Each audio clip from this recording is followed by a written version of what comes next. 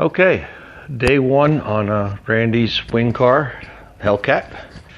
I had a shop update where I showed you this car, which is going to be the donor car. That's about 4,000 miles on it. I don't know what exactly happened to it, but I know there's a big giant crease in the roof right here, some damage there, and there was some electrical stuff inside the car that had to be dealt with. But other than that, it's a 2022 and seems to run just fine.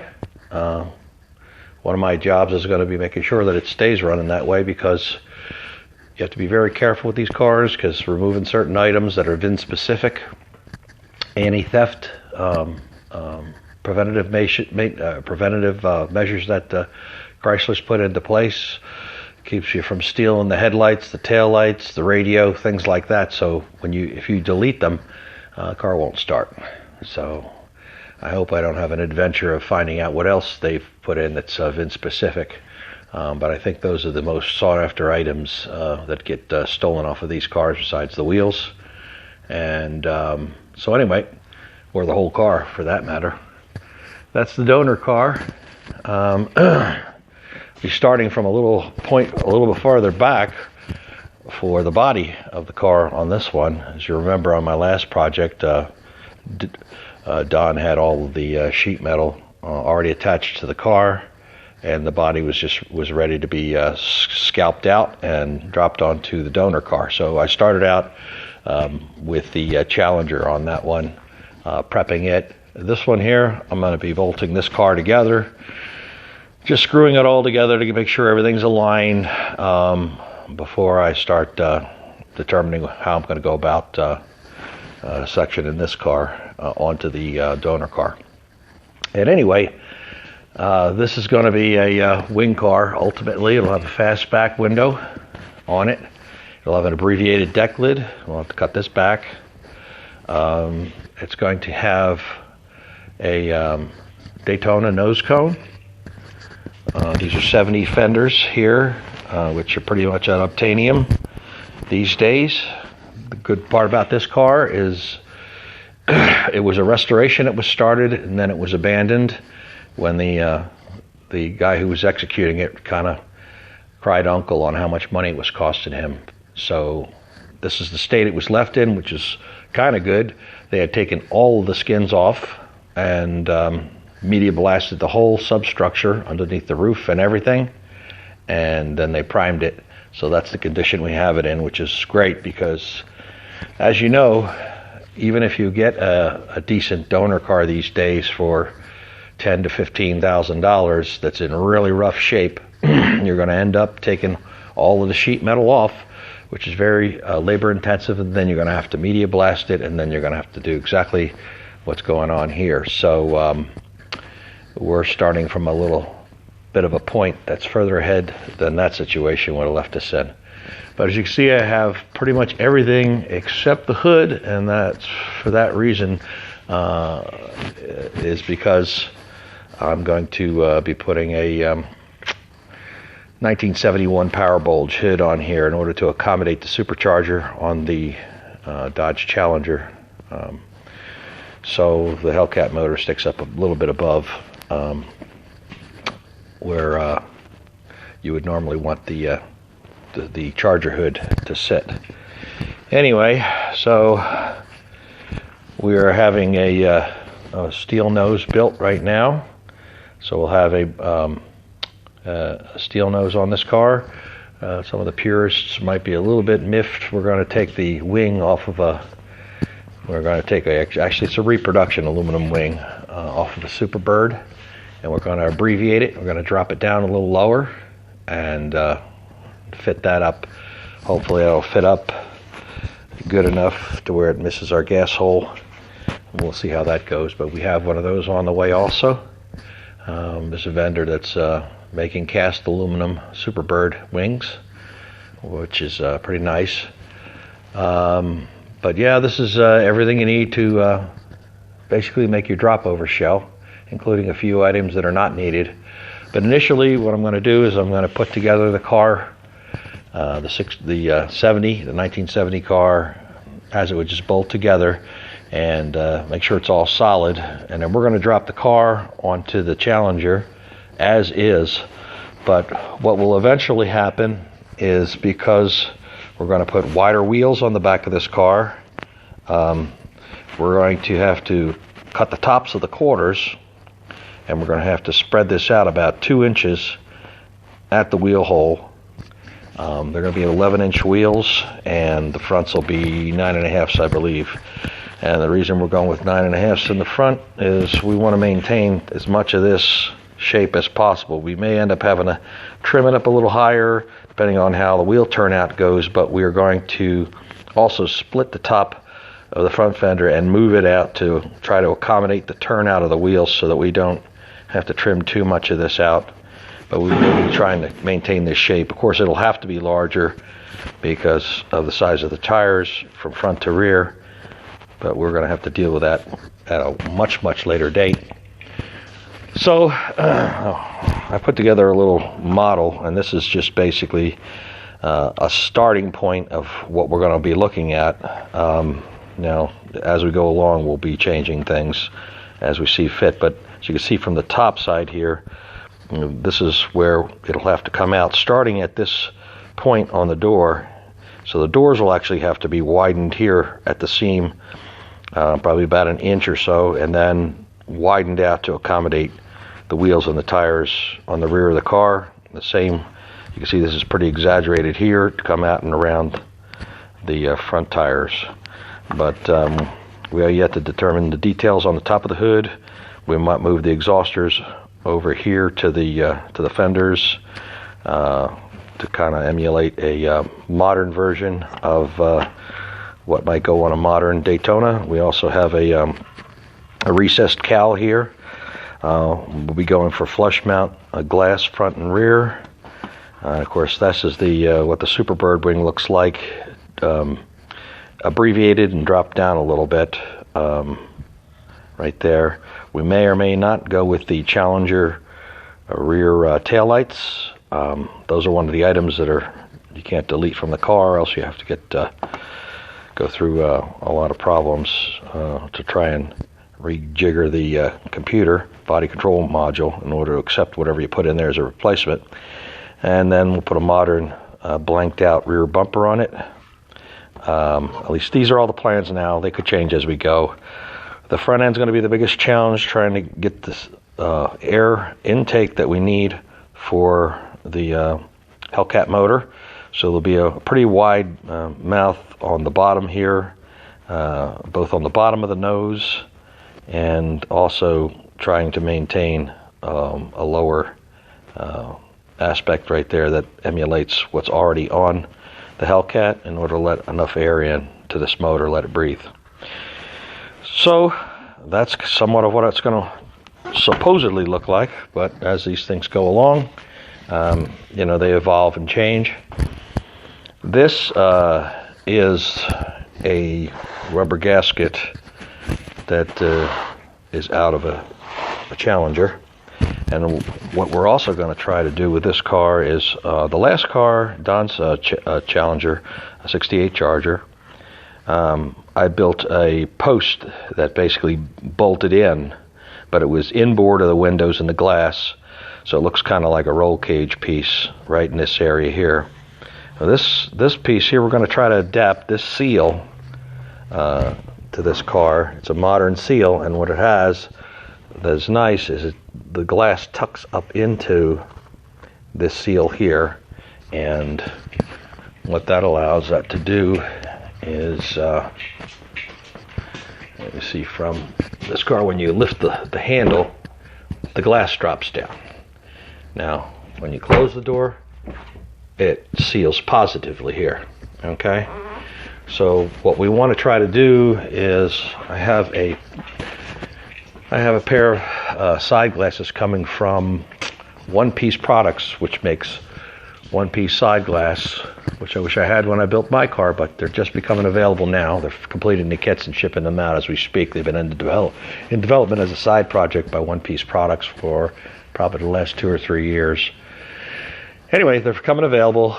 They're a plug and play for most people who want to build Chargers that have the vent glass delete, and so they have tracks and everything, and they go right in. But we're going to take a little bit of a different approach because we have to use the Challenger regulators and stuff like that in order to tie into the window door, the door buttons on the door, and all of that jazz. So we're going to try to build a B post that this will slip onto, similar to the one that's in the Challenger, and accommodate a piece of fixed quarter glass over here.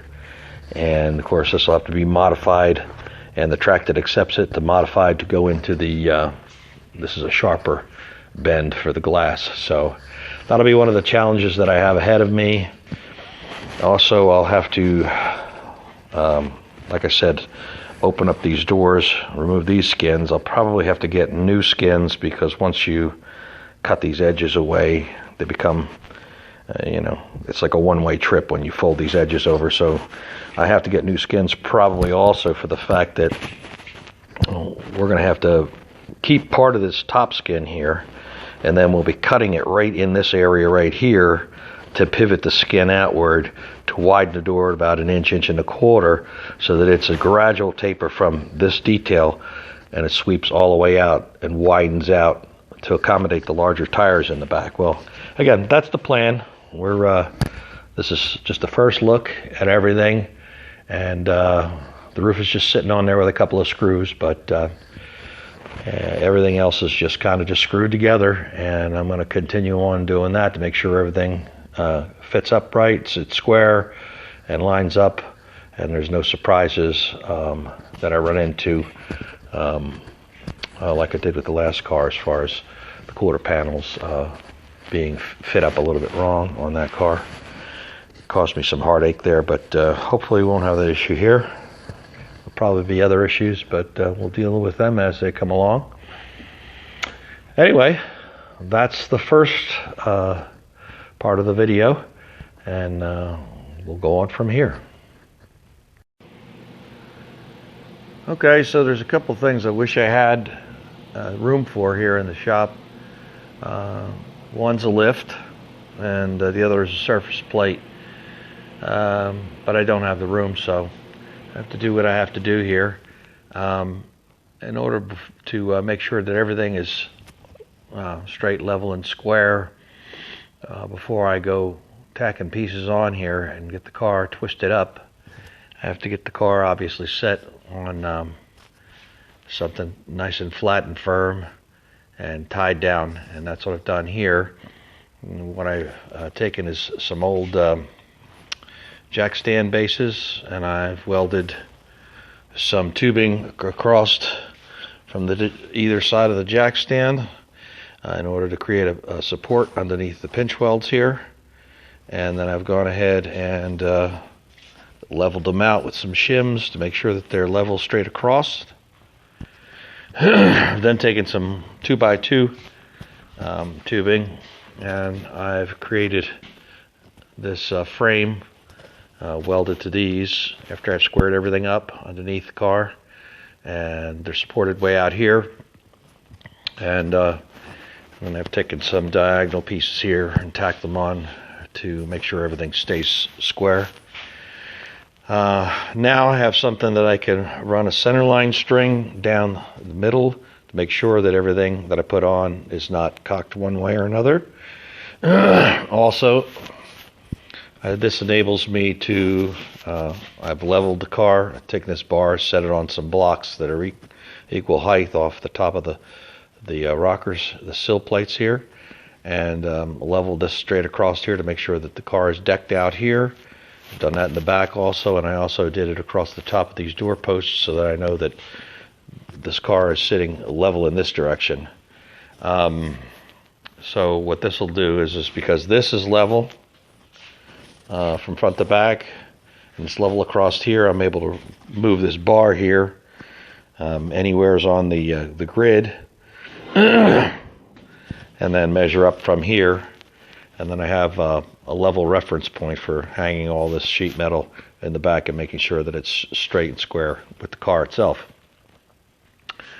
Interesting, when I set this up yesterday, initially I just set the car down on the pinch welds. Well, I figured that they were going to be off a little bit because they're just stamped sheet metal.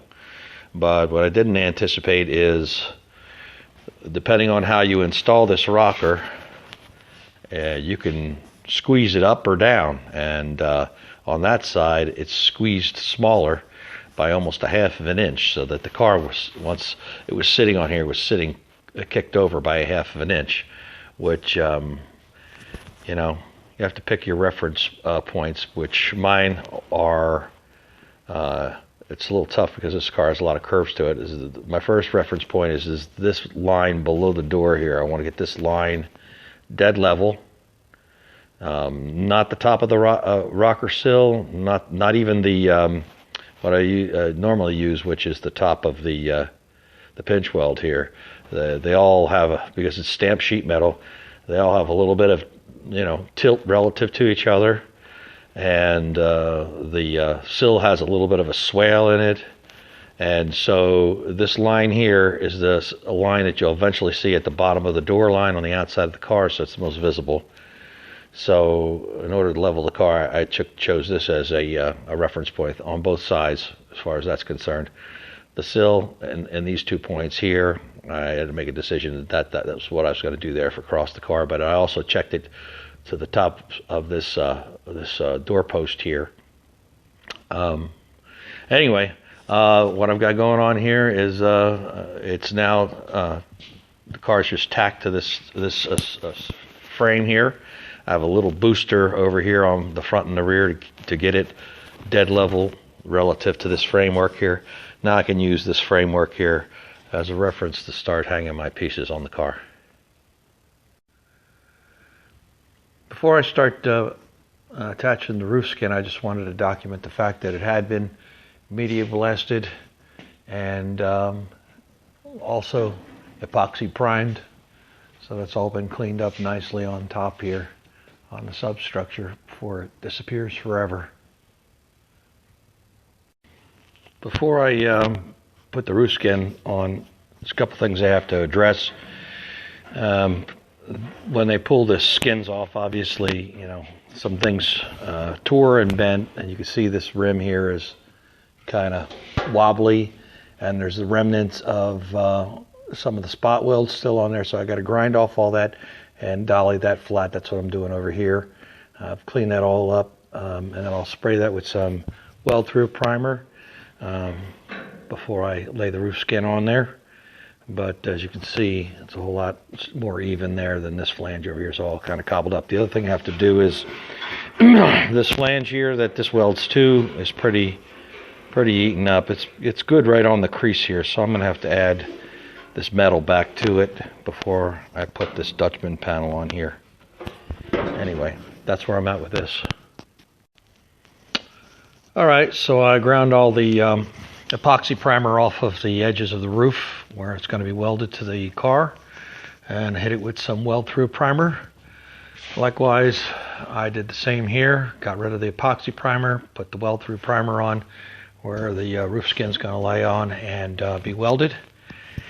Anyways, what I also did was we are doing a rain gutter delete here, but rather than delete the entire rain gutter, I just removed the vertical flange. Now this will, there'll be another piece of sheet metal to blend the roof down to this point here, but as we come down here, obviously it has to fade down into the side of the sail panel here. So once these two pieces are together, welded together, then we'll be able to trim this off later on down the road when we get to that point on the car.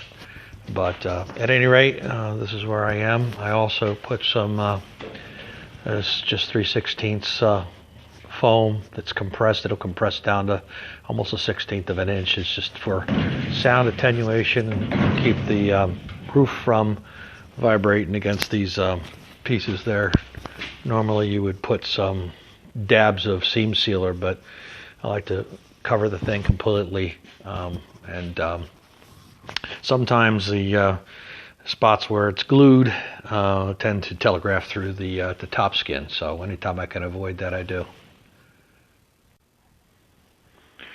All right, so the roof is welded on, so we got that going for us, which is nice. Now it's on to the Dutchman panel back here. First things first, I told you I had to rebuild this a little return flange over here because it was all chewed up, rusted away. So I cut it back to this break over here and made up a piece 3/4 by 1/2. I primed it with weld-proof primer. I'm getting ready to weld that piece in right there, and then I'll move on to the Dutchman panel. As you can see here, what I was talking about before as far as running the center line string here. I've got this stretched from the front to the rear of the car now, so I can drop a plumb bob down, and I could match it up with the, I measured out to the center of the Dutchman panel here, and the center from here to there, then from there to there, and then a flexible straight edge over to transfer the line right out to this point right here. And I'll put a little notch in there, and I'll put a plumb bob in there, and that way I've got it dead center of the car. Irrespective of the way the quarters fit, if they're too wide or if they're too narrow, this is dead center. I'll bring everything to it. All right, this is how the center line string comes into play. Got a plumb bob. It's going across the center line of the panel, measured from tip to tip and tip to tip over there to create a center line. These body supports are not really, or these body stands are not really supporting anything. It's sitting on that tray that's in the car, this little plenum that supports all the structure here.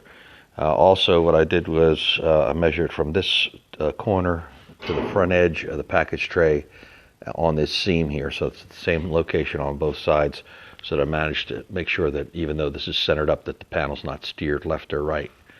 Anyway, that's what I've got there. That should, I'm going to temporarily screw this all together now. By the way I made sure that the car itself was on the center line as much as possible is there's a, if you've got the package tray still in the car, there's a drill hole right in the center here. So I've dropped the plumb bob down through that, down to my centering line over here. And in the front was a little bit more of a chore because there's really no real hard points to go off of. So this little rise here measures out the center of the dashboard right about here. And so I dropped the plumb bob down to the top of the trans tunnel and drilled an 1/8 inch hole there and dropped the plumb bob back down through there, and basically lined it up on the string down below. Anyway, there's not a lot to go by. Initially I started centering this up based on where these rockers are. Well, the rockers are not stock, and I don't know how close the rockers would be if they were stock, but car was a little bit kiltered just based off of where the rockers are. So I want to get dead center line of the car and then measure off of that, and then I'll correct everything back to it. Okay, before I can get with the quarter panels on this car, I want to make sure that the doors hang right, and I'm going to work the quarter panels from the doors back. My reason being is the last build, the quarter panels were mounted a 1/4 inch too far forward, and it caused all kinds of issues. You know, I had to trim the door, which is not great. Then the interior parts of the door had some issues with the glass and the trim, and it was just a nightmare. So I'm going to make sure that that doesn't happen this time. So the beginning of this is me just cleaning up these jambs a little bit. I took the hinges off. They'd media blasted them with the hinges on, so there was a little bit of rust underneath these plates. Clean up the hinges. There was a little bit of rust going on here. I cut it out, repaired that, and I also started welding this back to the new rockers. As you can see, most of this is just screwed together with Tech screws, which is fine by me, because then all I have to do, instead of cutting this floor out, I'm just going to unbolt it and take it out, which is real nice. Anyway, so that's what I'm proceeding with. Get both of these A-pillars, these door pillars, fixed up and ready to go. mount the doors on them, get them spaced out correctly so that I have the proper spacing between the door jamb and the quarter panel before I proceed with that. Okay, so this might seem like a little bit of overkill, but to my way of thinking, this needs to be done, at least when I'm working on the project. I had a lot of problems on the last car because the skins were put on and in a way that the car had a severe twist in it in some parts. I had to do a lot of cutting, moving the rocker on the right hand side of the car. It turns out that they put the quarter panels on. This pillar was moved in about 1/4 of an inch. The other side was moved in 3/4 of an inch, which caused me to have to cut the top of the quarter panel and push the whole thing out. Very frustrating. When I went to put the windows in the doors, they were angled too far in. I was running out of adjustment on all ends of the thing, so it was really frustrating to have to deal with all of that just because the car had been probably sitting on its tires and then the panels were just slammed on. Nothing was double checked. So what I've done here is I've hung the door. I made sure that the door is lined up with the rocker at the front, which the last car I did, I had to trim the rocker off 1/4 of an inch because of all the problems I was having with the door and the quarter. So I made sure that it's rolled to where it rolls into the rocker panel over here. The bottom seam is even all the way across. I mocked up all this glass here, put in the quarter window and the side glass that would normally go in the car. But we're going to go with a single piece of glass. It's supposed to be plug and play. So if this is correct, we should be able to put the other piece of glass in and it should fit without problems. We'll see about that. But anyway, so I've got this seam is even. I actually went in and put this track in, this stainless track over here. I put the rubber gasket in so that I could see how the glass would close against that rubber. And it's just touching just nicely here. It's not in a bind, which means I'm in the center of all of my adjustments. So if I have to tilt it in a little bit more with the track in the back or at the front here, I have a little leeway to do all of that, which is where I want to be. I don't want to be out of adjustment. With all that said, what that does for me is it establishes where this pillar is supposed to be oriented in order for all this to close without any kind of twist or any kind of a bind in the door. And I'm going to have to also mock up this quarter window here to make sure all of that fits in correctly before I put this quarter panel on. Make sure that this is all where it needs to be. Right now it's a little bit proud of this door skin, so I'll have to make sure that it's rocked in just enough for the additional skin. Now, granted, when I do finally get to modifying this, I'll be cutting this and moving this all out, but I have to make sure that this structure, all of the substructures, are proper and aligned. That way I know I won't have any problems with the operational part of the car, which is the windows in this case here. Anyway, so that's what I have done over here. I have to do the other side, make sure that that all fits up just the same way before I proceed with the quarter panels. And that's that. On to the next thing. Okay, so the door pillar was a little too far forward for my comfort. I want 3/16 of an inch between the door and the door seam and the door pillar once the sheet metal wraps around it, so that once you get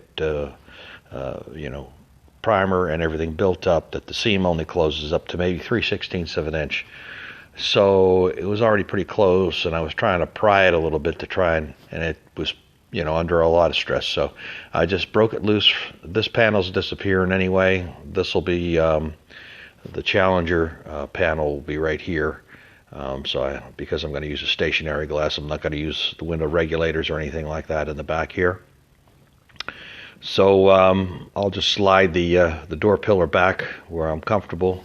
Also, It gives me an opportunity to clean it up a little bit inside here, and prime it, and clean it up and flatten it out and dolly it. It's a little twisted from them ripping the sheet metal off in the first place. You can see there's a whole big hole there, and it has to be repaired, and a little bit of rust damage at the base. Anyway, they probably have to do the same thing on the other side. Alright, looks like a bit of a conglomeration here, but what I've got going on is, or what I'm trying to do is, I'm trying to stabilize this post without having to rely on this inner panel here, because I had to cut it away, or drill it out, all the spot welds, and get it away from this. This panel's going to go away. And like I said, we'll be using the inner panel from the Challenger, because I like to keep that stuff welded to the fender tub, or the wheel tub and everything, and keep the strength going there.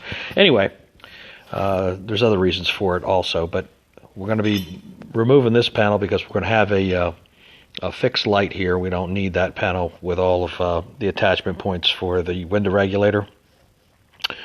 So anyway, what I'm trying to do now is to get the substructure of this door jamb to be gapped in anticipation of a 3/16 door gap. So right now I've got it gapped 5/16, which allows for the actual quarter panel to come around and wrap onto this side over here. Now remember, all of this is going to get moved out, but for now we're going to assemble this, screw this together as if this is all going together stock, so that we get all the alignment of our panels to be correct from this waist line up, and make sure that all the greenhouse is functional. So I'm got a 5/16 spacer in here that I welded right to the edge of the door here, and then I brought my door jamb. I moved the door jamb along the sill plate until it matched up with this, and I tacked those into place. And then I went ahead and I added this piece of 35 steel in the pattern of this leading edge to hold this so it's not all whoppy jaw. Excuse me, that's a technical term. Also, I tied it back to the inner rocker over here so that it's kind of sturdy, and then I triangulated it here to stabilize this piece. I put a piece of 3/8 065 wall tube from this point down to the back of the rocker to keep this from wiggling in and out also. So this is pretty stable right now. As you can see, this moves, but right now it's got a little bit of movement. It's not perfect, but anyway, it's located to where it's not relying on that inner panel. So I'm going to cut this loose, open it up, and finish welding it along the rocker, and double check and make sure it maintains its opening as we go. This works really well with the window pulled up to there. So I've got it just held shut with one welded tab over here and a cleco through it into the rocker to make sure that it's, even with the rocker at the bottom. Anyway, that's what I'm up to now. Okay, so it's starting to look like something. What I've gone and done is, as I've worked the panel on, I've made sure to maintain this gap. I shoved a wedge in there and made sure that these two lines were good to go, and then I tacked up this little temporary gusset here. I did the same as I worked my way down to the body line, and put another gusset there, and then screwed it in temporarily at the bottom near the rocker. I've just got it screwed in temporarily. We've got it screwed in here temporarily, and then over in this bed right here, again, all temporary in case I've got to shift these panels around. Once I get both quarter panels on, I will put the deck lid on and see if there's any spacing issues side to side, which there was on the last build. And I'm going to see if that's a problem that comes from the stamping, which there might be an issue right here where it gets too narrow. I might have to cut these, but before I go cutting these, I want to make sure that I don't have to shift the panels at all. This lines up here with the Dutchman panel here. It's clamped on the bottom side and then screwed temporarily here. So the next thing is rinse and repeat on the other side. So no need to drag you through that process again. I will see you on the next one, and thanks for watching this one.